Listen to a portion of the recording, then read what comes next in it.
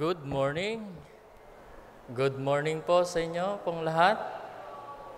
Welcome po sa ating pong Sunday School sa mga visitor po. Good morning po and welcome po sa church at sa Sunday School po.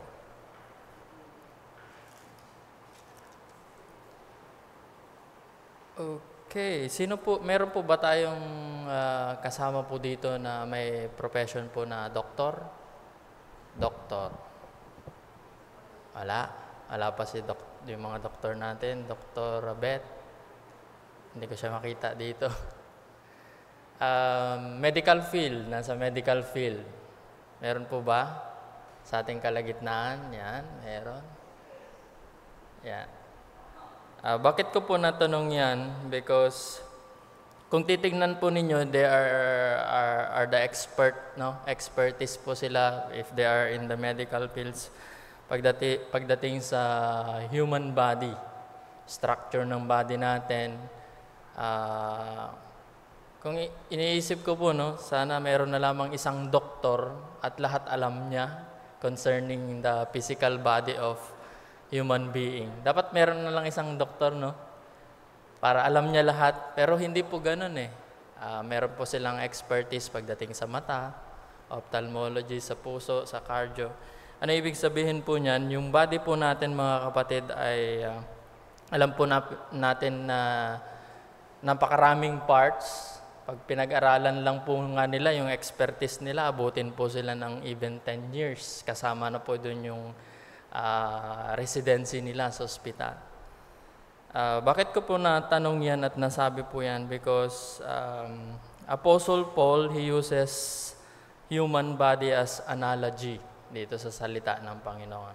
Of course, if Apostle Paul is using the bodies as an illustration, madali lang maintindihan ng tao. Kasi nga, meron po tayong parte ng katawan, di po ba? So, gaya po ng katawan, mga kapatid, ay marami pong organs po yan at yung gaya po ng mga parts ng katawan po natin, and those organs, they have their own functions.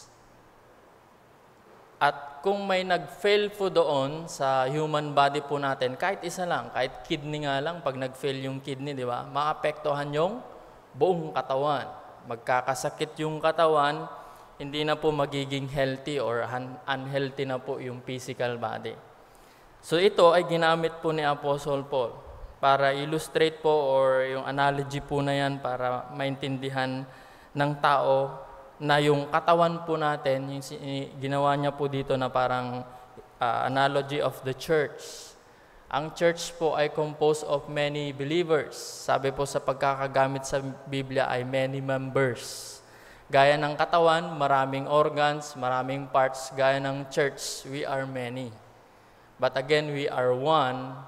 At sabi po dito sa salita ng Panginoon, Romans chapter 12, so we, being many, are one body in Christ. The head of the church is Christ Himself. So tayo, as a individual, tayo po ay tinatawag po dito as members, and we are part of the body of Christ. Church ang ibig sabihin po niyan. Called out once. Kapag hindi may nag-function dyan as a church, members of this church, o local church na lang para mas concise. Pag hindi po nag-function na mabuti yan, lahat ng church ay magkakaroon ng problema. Same as true, yung katawan natin, pag merong isang hindi nag-function, lahat magkakasakit to the point na ma-hospital at mamamatay. Ganon yung illustration, no? Ganon din po sa church. Pag merong hindi nag-function, merong hindi nagawa na mabuti, lahat yan maaapektuhan ng buong church. So tayo po tayong lahat, mga kapatid, and we will going to study this. We are now in number 5 ng topic po natin. 1 Corinthians chapter 12. 1 Corinthians chapter 12. Ano po ba kayo? 1 Corinthians chapter 12, basahan po natin hanggang verse 31. Bilisan lang po natin para hindi po masyado ma-consume yung time po natin. Sabi po dito, 1 Corinthians chapter 12, now, concerning spiritual gift, brethren, I would not have you ignorant. You know that we are Gentiles carried away unto this dumb idol, even as ye were led. Wherefore I give you to understand that no one is speaking by the Spirit of God calleth Jesus accursed, and that no man can say that Jesus is Lord but the Holy Ghost. Now, there are diversities of gifts, but the same Spirit, and there are differences administration, but the same Lord. And there are diversities of operation, but it is the same God which worketh in all. But the manifestation of the Spirit is given to every man to profit with. For to one is given by the Spirit the word of wisdom, to another the word of knowledge by the same Spirit, to another faith by the same Spirit, to another the gift of healing by the same Spirit, to another the working of miracles, to another prophecy, to another discerning of spirit, to another diverse kinds of tongues, to another the interpretation of tongue. But all this worketh that one and the selfsame Spirit, dividing to every man severally as he will. For as the body is one, and hath many members, and all the members of that one body, being many, are one body, so also is Christ. For by one Spirit are we all baptized into one body, whether we be Jews or Gentiles, whether we be bond or free, and have been all made to drink into one Spirit, for the body is not one member, but many. If the foot says, because I am not the hands, I am not of the body, is it therefore not of the body? And if the ears shall say, because I am not the eye, I am not of the body, is it therefore not of the body? If the whole body were an eye, where the hearing? If the whole were hearing, where were the smelling? But now hath God set the members, every one of them, in the body, as it hath pleased him. And if they were all one members, where were the body? But now are they many members, yet but one body.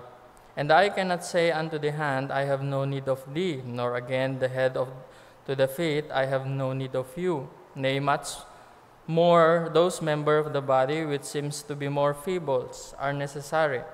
And those members of the body which we think to be less honorable, upon this we bestowed more abundant honor. And one uncomely parts have more abundant comeliness.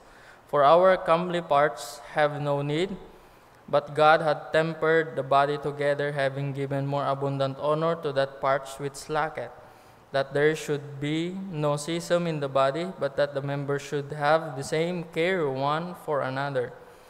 And wherefore one member suffer, all the members suffer with it.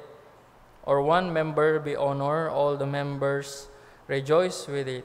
Now we are the body of Christ, and members in particulars, and God had set some in the church, first apostles, secondarily prophets, thirdly teachers, after that miracles, then gift of healing, helps, governments, diversities of tongue.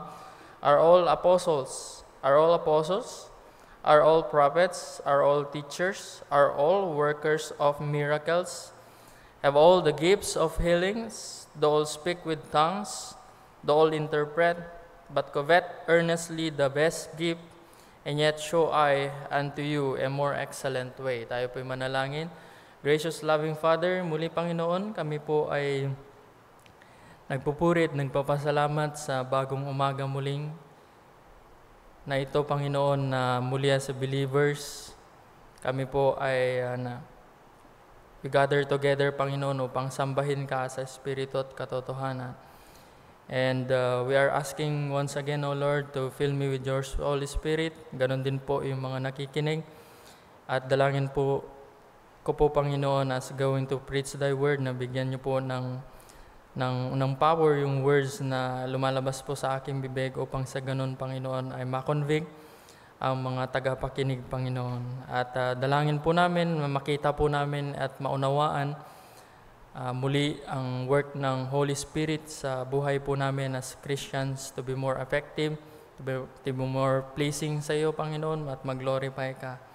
At dalangin po namin, Panginoon, na muli na bless po ang mga services na meron po kami sa church at patuloy, O Lord, na humihingi po kami ng kapatawaran din po sa aming pong mga nagawang kasalanan. Maraming salamat sa mga faithful na mga members who attend the Sunday School. We just pray, Lord, na kayo pong mag-bless po sa kanila and help those people na hindi nakaka-attend. Ay naway po, Panginoon, ay bless niyo po sila at sila po ay maka-attend, Panginoon. Maraming salamat, Lord, at namin dinadalangin sa makapangyarihan pong pangalan ni Jesus.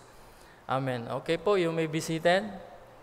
For the sake po ng ating mga bisita, we are studying about the Holy Spirit. At sinabi po ng Biblia na ang kaligtasan lamang po ay meron po kay Heso Kristo. Kasi si Heso Kristo po ay perpekto po siya at siya po yung namatay para po sa ating mga kasalanan. Siya inilibing at nabuhay magmuli. Now, when you put your faith in the Lord Jesus Christ, kung pinagkatiwalaan mo ang ating Panginoong Yesus ng taos sa iyong puso, sabi po dito, ang banal na Espiritu ang siyang magbibigay ng buhay sa tao. Kasi tayo ay patay sa mga kasalanan, sabi po sa Biblia sa Efeso Kapitulo 2, versikulo 1, sabi po doon. Pero nung tayo po ay nagkaroon na po ng faith, genuinely faith in the Lord Jesus Christ, ang banal na Espiritu daw ay siya po ay nagbigay ng buhay po sa atin. Siya na po yung nagbigay sa atin ng buhay. At sabi po sa Biblia, ang banal na Espiritu po ay nananahan na daw sa isang taong nagprofess ng kanyang faith sa ating Panginoong Hesus. So nandyan na daw po yung banal na Espiritu. At yung Espiritu po na yan, mga kapatid, ay siya po yung nag-work sa Christian upang magawa po yung kaaya-aya at kaluwalhati po sa Panginoon. Sabi po sa Biblia. Kasi kung tayo lang, sarili lang natin, hindi natin makakamit ang salvation. At the same time, kung save na tayo, hindi po natin magagawa kung ano man yung kalooban ng Panginoon. So the Holy Spirit ay nasa atin na pag nag-profess tayo ng faith sa ating pong Panginoong Yesus. At yung banal na Espiritu din po na yan ay siyang nag-work sa atin at siya din po yung nagpo-protect po sa atin. At siya din po yung nagbibigay ng tinatawag na fruit, which is we discussed last time. Siya po yung nagbibigay ng good works para po sa atin. Para makagawa po tayo ng mga mabubuting bagay, yung nandyan yung banal na Espiritu po na gumagabay po sa atin. Now, pag-aaralan naman po natin yung banal na Espiritu muli na siyang nagbibigay o nagsusupply. Ano po yung sinusupply niya? O yung tinatawag po nilang na spiritual gift, merong regalo na binigay ng Panginoon. At sabi po dito, sa verse na ating pong binasa, yung gift, about sa gift of the Holy Spirit, sabi po ni Apostle Paul dito, now, concerning the spiritual gift, brethren, I would not have you to be ignorant. Merong mga mananampalataya that they are ignorant concerning the spiritual gift. Hindi nila maintindihan, hindi nila alam na meron pala silang tinatawag na spiritual gift. Meron palang gift na binibigay ng Panginoon, ng banal na Espiritu po sa kanila. Hindi maintindihan. At malaking problema po sa iglesia kung hindi maiintindihan yung tinatawag na fruit of the Holy Spirit. That's why Apostle Paul, sabi po niya dito, I would not have you to be ignorant. Dapat tayo bilang mga Kristiyano, hindi po tayo ignorante na merong Holy Spirit po sa atin. Hindi po tayo ignorante na meron pong ability na binigay po sa atin ng Panginoon upang sa ganoon ay through us, yung banal na Espiritu po ay makapag-render ng ministry to the church collectively. Kaya kung pag-aaralan po natin, when we are talking about spiritual gift, it is a spiritual given ability which acts as a channel through which the Holy Spirit minister to the body. Sa Tagalog, ito yung abilidad na binigay ng banal na Espiritu upang ang banal na Espiritu ay makapag-work sa pamamagitan sa atin, sa ating iglesia. Yun po yung sinasabi po dyan. Now, the spiritual gift explain. Yun po yung una po nating points ngayon. Spiritual gift explain.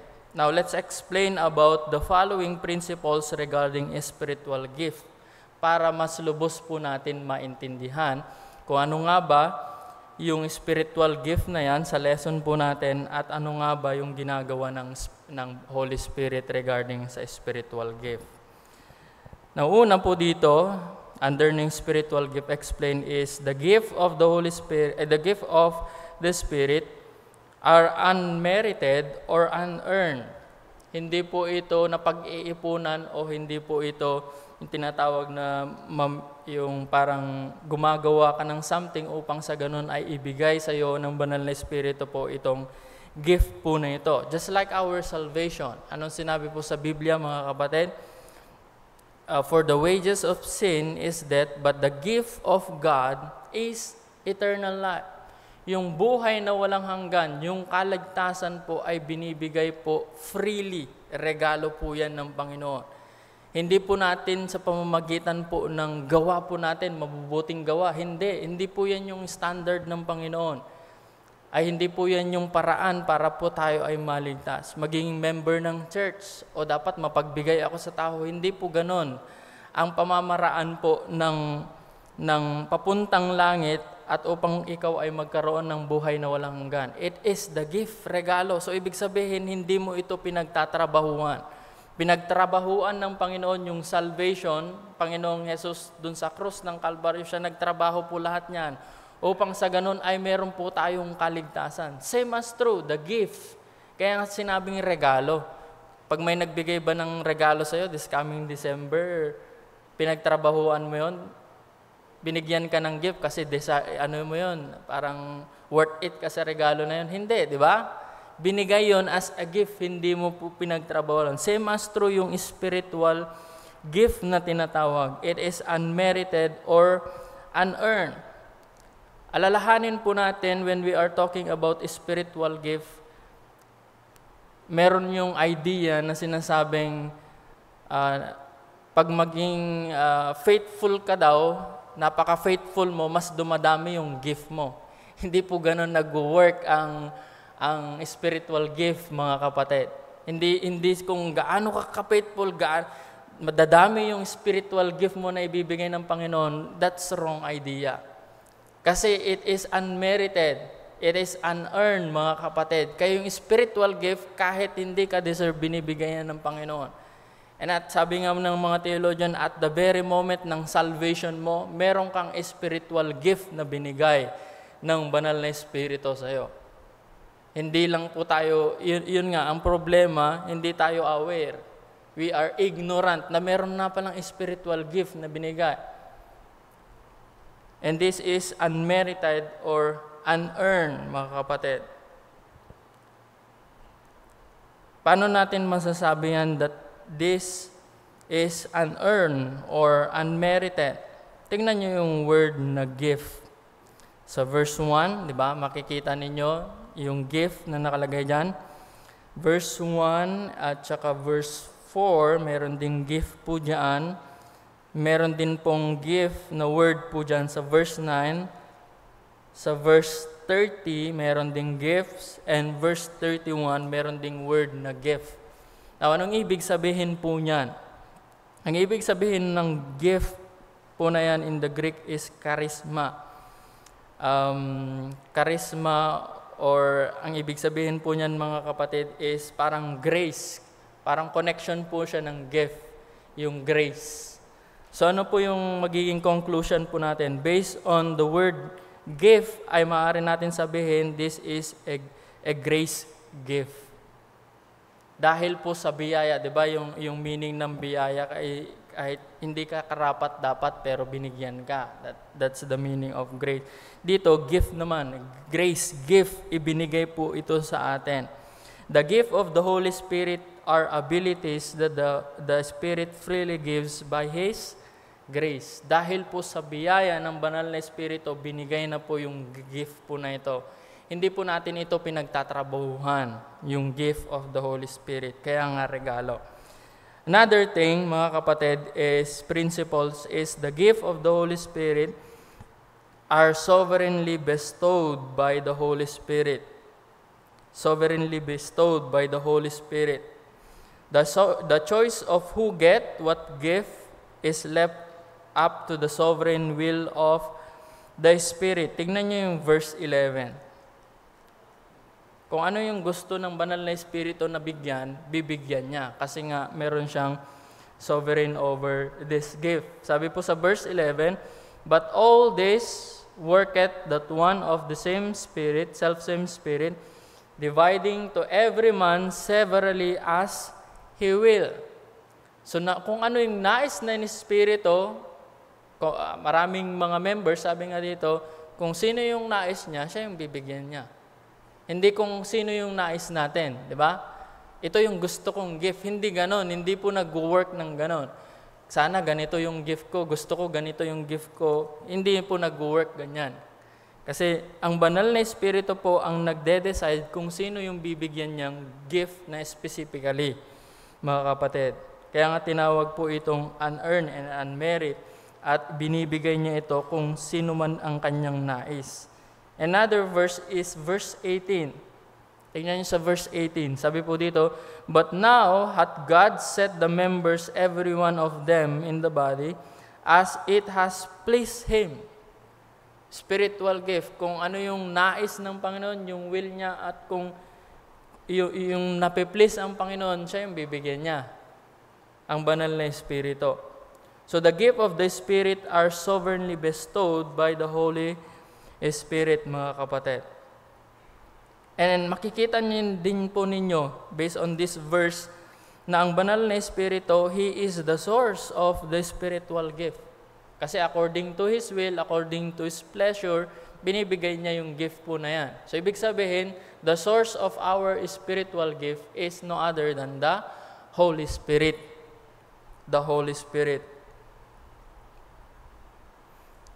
At this is, the spiritual gift is divine will and divine choice, not ours. Another thing is, the gift of the Spirit are diversified. Pag sinabing diversified, they are various gifts for various purposes. Iba-iba yung gift na binigay po sa atin, kaya it is unwise na ipag-compare-comparein po natin yung sarili po natin pagdating sa gift. Why? Kasi sinabi po dito, we have various gifts. Iba-iba yung gift ng bawat isa po sa atin, at dahil iba-iba yung gift na yan, iba-iba po yung function na ginagawa po natin. Kaya ng body po natin, di ba? Sabi ko, iba-iba organ po niyan, pero iba-iba yung organ niyan, iba-iba yung function niyan, but they are one. Basahin po natin, start po tayo sa verse 4. Sabi po dito, now there are diversities. Pag sinabing diversities, different kinds or various kinds of gifts. Iba-iba po yan. And then sabi po dito, diversities of gifts but the same Spirit. Nagmumula pa rin yan sa banal na Espiritu. Nagsusupply ang banal na Espiritu, pero iba-iba yan. So, hindi ibig sabihin na iba-iba rin yung nagbibigay. Hindi. Ito is only given by the Holy Spirit, whom He will and His desire. Another thing is, sige, basahin na lang po natin lahat po ito. Sabi po dito, and there are differences of administration. So, yung diversities kanina, different kinds, various kinds. Ito naman po ay different, sinasabi niya dito is difference of administration. O iba-iba po yung ministries. Various kinds of service. So iba-iba yung spiritual gift at iba-iba po yung function. Yan po yung sinasabi po niyan. And in verse 6, and there are diversities, against the word diversities, different kinds, various kinds. Let's sabi po dito, and there are diversities of operation. Pagdating sa operation, pagdating sa working, iba-iba yan. But it is the same God which worketh all in all. In verse 7, but the manifestation of the Spirit is given to every man to profit with the For the one is given by the Spirit the word of wisdom, knowledge, faith, healing.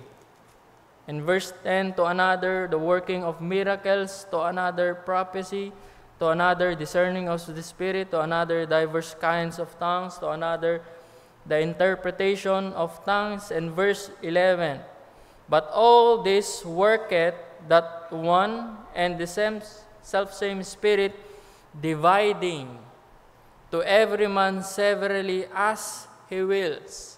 Dinidivide po ito ng banal na Espiritu, binibigay nito, ang nagbibigay ay yung banal na Espiritu sa individual. Kung ano yung nais po niyang bigyan po nito. At yung lahat ng mga spiritual gift, mga few lang yung nabanggit po dito in Romans chapter 12 and in Ephesians chapter 4, makikita po natin throughout our lesson. Pero makikita po natin dito mga kapatid that we have a various gift for a various purposes. Just like a human organs. May mga different parts yan at different function yan. Another thing is the gift of the Spirit are distributed to every believers. Distributed po yan sa lahat ng members. Sa lahat po ng individual. Sabi po sa verse 7, but the manifestation of the Spirit is given to every man to profit withal. Sa lahat ng tao para mag-profit siya na at the same time mag-profit din yung church as a whole. Sabi po niya dito, every man. Lahat ng member, lahat po ng tao na nag-profess ng salvation kay Jesus Christ, automatic po yan, merong gift na binigay ng banal na Espiritu. And it is distributed to everyone. Even in verse 11, tingnan po ninyo, but all this worketh that one and the selfsame Spirit, dividing to every man. Lahat. Kaya hindi po natin pwedeng sabihin na, ay, wala naman akong spiritual gift. Dito na lang ako. Wala naman. Walang ganon.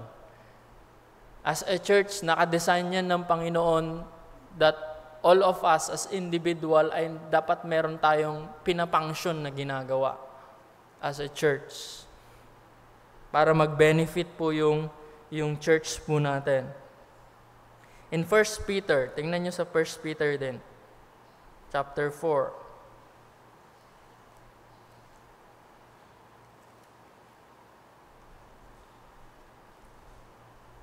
First Peter chapter 4, verse 10. Sabi po dito, as every man, lahat ng saved, hath received the gift, even so minister the same one to another, as good steward of the manifold grace of God. So lahat po dito, every man, sabi po dito, receive the gift. Binigay po yan ng banal na Espiritu.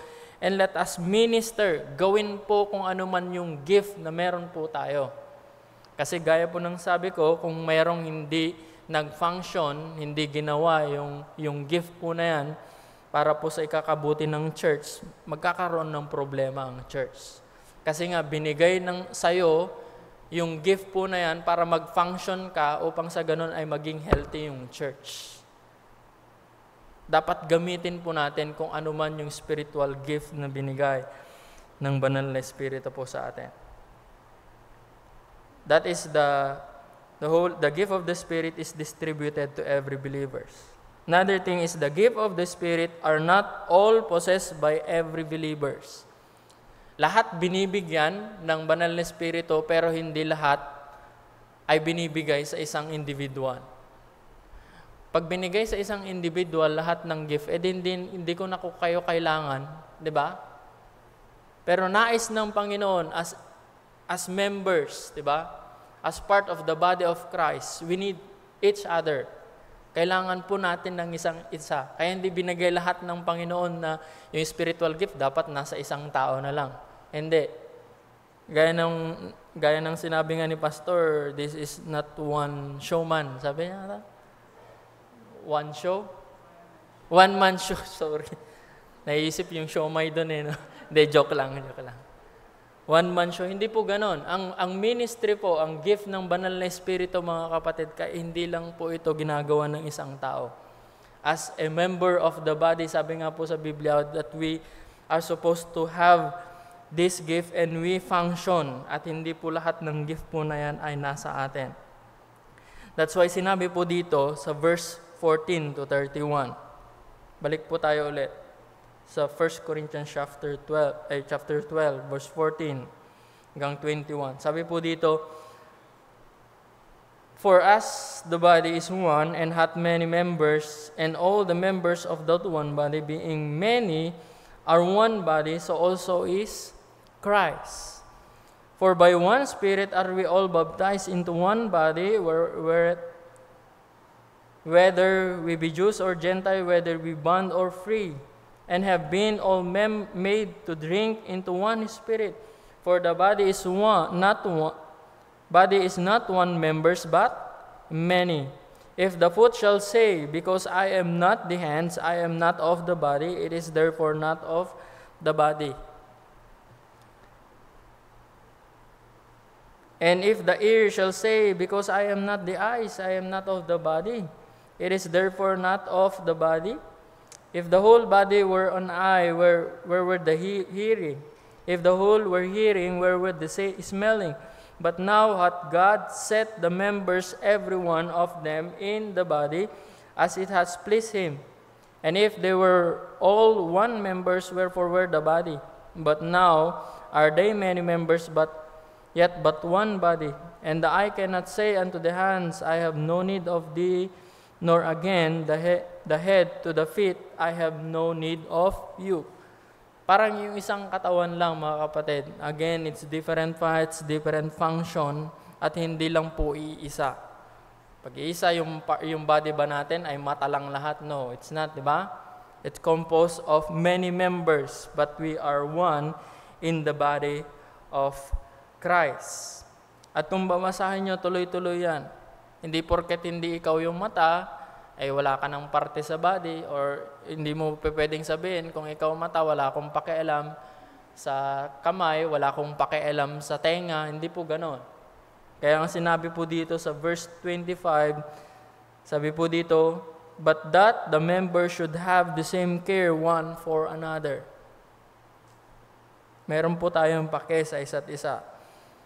Kailangan po natin ang isa't isa. Kasi hindi lahat po ng spiritual gift ay na po sa atin. We need each other. We need to function together para po sa ikakabuti ng church, mag-glorify ang Panginoon.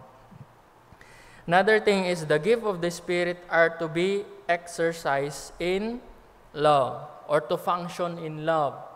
Hindi ibig sabihin na ito yung ministry mo ay magiging boastful ka na yan. Alam po ninyo yung mga believers dito sa Corinthians. Sabi nga po dito sa verse 31 of chapter 12, "But covet earnestly the best gift." Kumbaga, yung mga taga-Korinto, mas parang gustong-gusto nila na magkaroon ng gift, yung mga gift ng mga nabanggit po dito. One of the example, sabihin natin, gift of tongue. Bakit gustong-gusto nila na magkaroon po sila ng gift of tongue during this time? Para show off, parang mas sikat ka, gano'n, di ba? Kung yan yung gift mo, parang ikaw lagi yung nakikita ng bawat tao, maaaring gano'n yung nasa isip nila. Para lang po magkaroon po sila para maipakita nila yung gift nila is the best gift of all. Parang ganun eh. Pero tignan po ninyo, dapat yung when we are doing yung gift na binigay po sa atin ng Panginoon, we must do it, mga kapatid, in love. Sabi po dito sa verse, kung i-desire po nila yung gift, at dapat mas desirein po nila yung mas higit sa lahat, which is love. In verse 13, kung nagde-desire po kayo ng gift na other gift, okay, desire. Pero para lang po makapag-show off, hindi po ganon. Okay? Kaya sinabi po ninyo, invest na mag-desire kayo ng gift na mas higit na mga gift or mas sikat na mga gift sa isipan po nila, mas better na i-desire nyo to, sabi ng Apostle Paul. In verse 13, though I speak with tongues of men and of angels have not charity, I am become as sounding brass or as tinkling cymbal. Meron kang kayanan mag-speak ng tongues. Sinabi ng Apostle Paul sa kanila, pero wala kang pag-ibig. You are not ministering or exercising that gift in love. Sabi po dito, you are just a sounding brass or tinkling cymbals. Parang ingay ka lang. Hindi ka nakakapag-build up, edified ng body ng Panginoon. In verse 2, and though I have the gift of prophecy and understand all mysteries, pagdating sa understanding ng salita ng Panginoon, napakabihasa mo, alam na alam mo. And all the knowledge, and though I have all faith, so that I can move mountains and have not charity, I am nothing. Siguro sa kanila, pinakadakilang gift is speaking in tongues. O sa kanila, masigit yung prophecy or understanding the word of God and even faith. Pero kung wala kang pag-ibig, when you are doing this spiritual gift, sabi ni Apostle Paul sa kanila, it's profited me nothing. It's profited me nothing. So makikita po natin dito mga kapatid, again, pagdating sa spiritual gift, kung ano yung nais ng Panginoon, bibigyan niya. At lahat po tayo ay meron po tayong spiritual gift. Binigyan po tayo ng banal na espiritu po yan. Pero tandaan po natin na ang spiritual gift ay hindi po lahat nasa isang tao. Bakit wala po sa isang tao? Kasi kailangan po natin ng isa't isa. Kailangan po natin ng isa't isa. We need to edify one another and care for one another. Another thing is the gift of the Spirit are temporary. Merong spiritual gift mga kapatid na all of the spiritual gift ay temporary lang po yan. Hindi po yan magiging tinatawag na exist in eternity. Hindi po yan. Ang mag-exist lang eternity is no other than love. Okay? Pero of course, yung spiritual gift po na yan mga kapatid is little by little. Pag natapos na yung function na yan, ay mawawala na yung spiritual gift na yan. Mayroong function na ganito, ay nag-exist pa, even until now, hanggang pagbabalik ng Panginoon. Pero there are gift, mga kapatid, na tinatawag na temporal at wala na sa panahon po natin ngayon. There are gifts ay wala na po sa panahon po natin ngayon. Napakalungkot man isipin, but other churches, yung gift po na ito ay na-exercise pa nila. Which is, tapos na yung function na yan, kailangan tapos na rin yan at hindi na ine-exercise. Kasi tapos na yung function. Okay? Some gift, or tinatawag po nila na sign gift, were limited to the apostles' age. Yung time po lang ng mga apostles. Or tinatawag po na ito na the first generation of believers. Ano po yan? Yung tinatawag na temporary gifted office. Okay? Yung una po dyan is a gift of apostles. Sa panahon po natin ngayon, sa church po natin, wala pong mga apostol dito. Okay? Tapos na yan.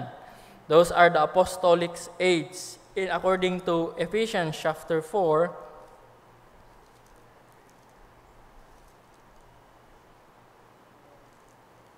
Ephesians chapter 4,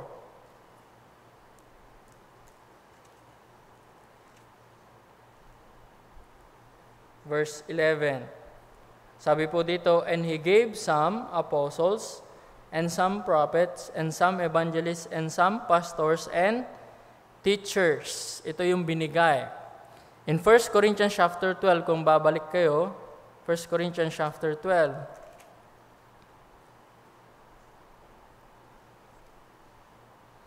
verse 28. And God hath set some in the church, first apostle, secondarily prophets, thirdly teachers, after that miracles, then gift of healing, helps, governments, diversities of tongue. So yung office was selectively given, just like our spiritual gift. Ito po ay selective lamang na ibinibigay ng Banal na Espiritu. Scriptures indicate that it was restricted to the 12 apostles to the Jews. Of course, including Matthias, kasi nga nawala po si Judas. And Paul, the apostles of the Gentiles. Paul calls himself an apostle, born up in due time, sabi po sa 1 Corinthians chapter 15, verse 8. Meaning, he was the last apostles to be chosen. Pagdating sa office po, mga kapatid, office po ng mga apostles ay natapos na. 12, including Matthias, pumalit po kay Judas. Yun lamang po, and Apostle Paul is the last one. And sabi nga po nila, one of the qualification para ikaw ay maging apostle. So of course, pinili ka ng Panginoon, and at the same time, you see the Lord Jesus Christ. So, meron pa bang nakakita sa Kanya? Personally, wala, di ba? Just only the apostles. God gave sign gift to the apostle to authenticate them, to prove that they have divine authority to dispense revelation. Yung pag-apostleship po nila, meron pong binigay sa kanila na gift ng banal na Espiritu. In Romans chapter 15, verse 19. Sabi po dito, through mighty signs and wonders, by the power of the Spirit of God, so that from Jerusalem, round about into Illyricum, I have fully preached the gospel of Christ. So dito, alam po natin na marami pong ginagawa yung mga apostle. They heal those sick, they even raise those dead. At marami pa po silang miracles na ginagawa. Why? Because they are apostle at sila po yung binigyan ng Panginoon ng kakayanan nito. Para saan? To prove that they are divinely authority to disperse revelation. Kasi yun yung hinahanap po ng mga Hudyo at pinapatunayan po nila through those miracles na sila po ay talagang inappoint po ng Diyos. They are the apostles. That is one of the temporary gift office, the apostle. Second is the gift of prophet. In Ephesians chapter 4, again nabanggit po diyan, after the apostles prophet, he gave some apostles and some prophet. In Romans chapter 12, verse 6. Sabi po dito, having then gifts differing according to the grace that is given to us, whether prophecies, let us prophesy according to the proportion of faith. And even in 1 Corinthians chapter 12, verse 10, balik tayo po ulit doon.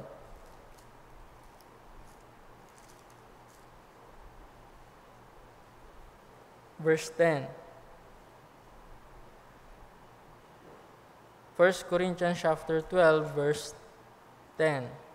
Sabi po dito, to another, the working of miracles, to another, prophecy.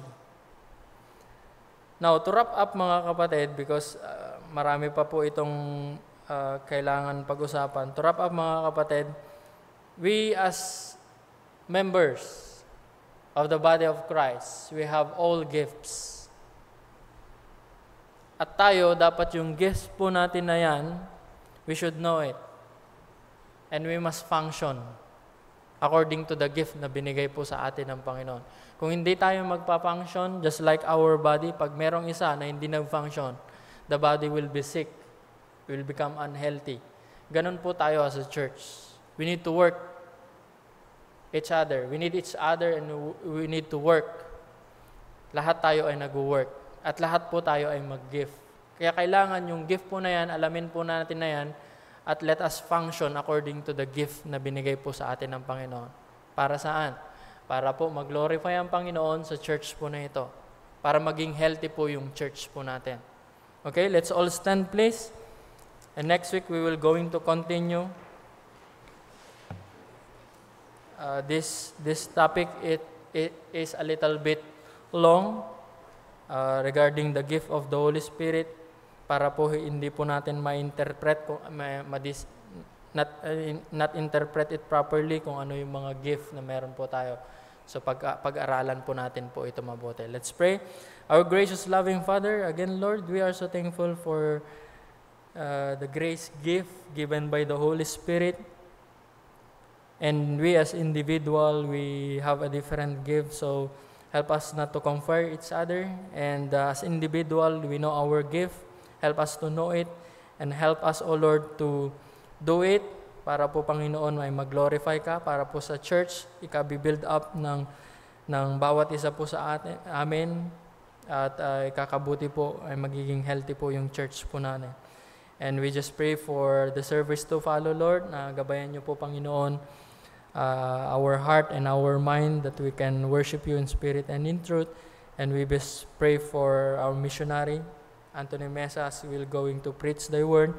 We just pray for the Holy Spirit that we're going to work in the heart of your people as individual, and dalangin po namin ng conviction for those people that are not yet saved, that they will receive Jesus Christ as their own personal Savior.